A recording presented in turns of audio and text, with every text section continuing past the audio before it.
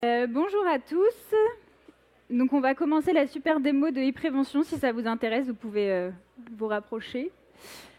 Donc aujourd'hui, on va vous présenter ce qu'est la strotplastie et je suis accompagnée du docteur Farouche au CHU de Toulouse qui vous présentera notre nouveau dispositif qui s'appelle Vistrot pour les vertèbres.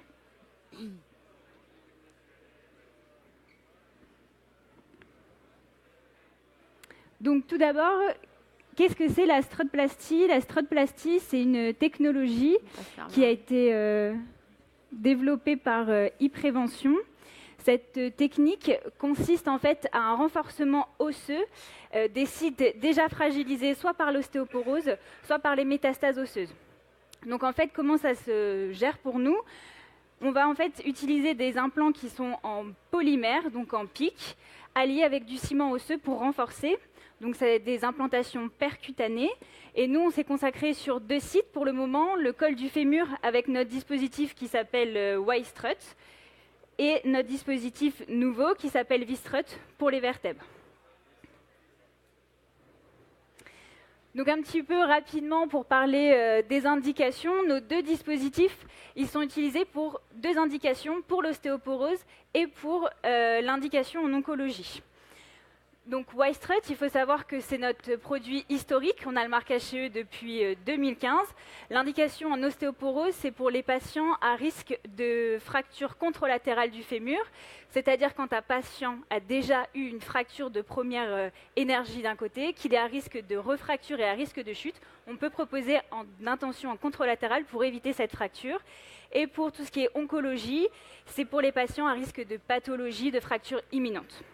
Vraiment quand les métastases sont localisées que dans le col du fémur. Et de l'autre côté, donc Vistrut, qui est en cours de marquage CE. Pour l'ostéoporose, c'est pour les fractures de compression.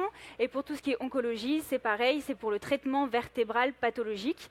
Donc vraiment, Wistrut, c'est pour éviter les fractures. Et au Vistrut, pour le moment, c'est le traitement vertébral. Donc ce n'est pas tout à fait le même créneau.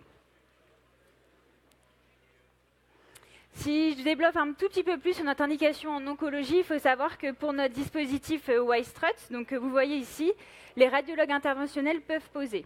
Si ça vous intéresse d'avoir la technique opératoire, aujourd'hui je n'aurai pas le temps de vous le développer, je vous invite à aller sur notre stand qui est juste en face, allez voir mon collègue, on va vous présenter ça en détail. Pour l'oncologie, quelles sont les caractéristiques principales? Notre implant, c'est en pic, ça veut dire que c'est radiotransparent, et en plus, ça a les caractéristiques de l'os cortical. On a 3 marqueurs radiopaques, A au bout et 2 ici au niveau de la connexion. Et donc en fait, on n'arrête pas, on peut faire après des traitements localisés, on n'arrête pas du tout nos traitements de la chimiothérapie, ça on n'induit pas de changement de traitement pour les patients. La technique opératoire se fait normalement en ambulatoire, il faut faire attention, on est en oncologie, donc ça dépend de l'état général du patient, mais si on regarde que la technique opératoire, ça peut se faire en ambulatoire.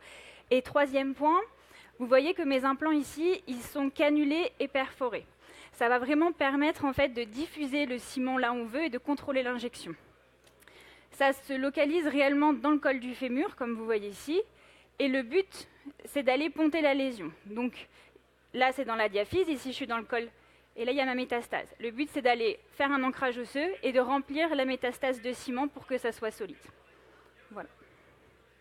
Et en fait, on a montré via nos études cliniques, et on le démontre encore, que l'alliage pic et ciment dans l'indication en oncologie, ça réduisait de la douleur. Donc vraiment, ça nous tient à cœur tout ce qui est études cliniques.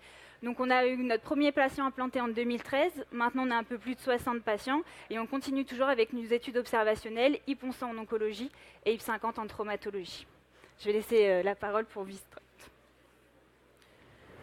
Donc il s'agit en fait de mettre 2 implants par voie transpédiculaire et ces 2 implants vont nous permettre d'avoir une injection contrôlée du ciment. Alors comment on fait? C'est très simple.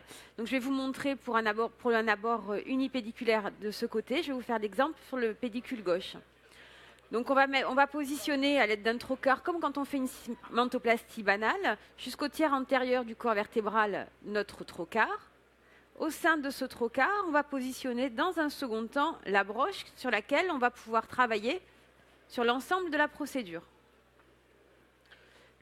Une fois que la broche est en place, dans l'os spongieux, je vais retirer mon trocar et je vais pouvoir passer mon dilatateur jusqu'à l'entrée, jusqu'à avoir le contact osseux à l'entrée du pédicule. Sur le dilatateur, je vais ensuite mettre ma canule de travail qui est un petit peu biseautée et je ne la mets pas dans un premier temps pour ne pas léser les parties molles. Et je me positionne en butée jusque dans la structure osseuse. Je vais ensuite enlever, en faisant point fixe, mon dilatateur. Et sur ma broche, je vais pouvoir insérer mon forêt. Et il existe en fait différentes tailles de forêt en fonction de la vertèbre, en fonction des différents types de vertèbres. Donc je vais ensuite, par une manœuvre de rotation, me mettre en butée. Et toujours sous contrôle scopique, je vais vérifier que la partie antérieure de mon forêt arrive en regard du tiers antérieur de la vertèbre. J'ai ici en fait une calibration et quand je suis en place, je regarde la calibration et en fait ça me permet de définir la taille de mon implant. Donc une fois en place, je retire mon forêt tout en laissant la canule de travail. Voilà. Et je vais pouvoir positionner mon implant qui est déjà préparé sur une canule d'insertion. Je positionne mon implant et toujours sous contrôle scopique, je vérifie qu'il est bien, si je le mets donc en butée, jusqu'au tiers antérieur de la vertèbre. Je vais ensuite enlever ma broche et je vais pouvoir ensuite passer donc l'introducteur, la canule pour insérer le ciment jusqu'en butée, jusqu'à la partie antérieure de mon de l'implant. Je vais faire exactement la même manipulation de l'autre côté et je vais injecter le ciment sous contrôle scopique dans les deux vertèbres dans un même temps. Je retire ensuite la canule de ciment. Je vais, en faisant point fixe et en dévissant, déposer mon implant. Voilà, je peux tasser pour qu'il soit bien. Et je retire l'ensemble et l'implant est en place. On vous remercie. Est-ce que vous avez des questions sur les deux technologies ou...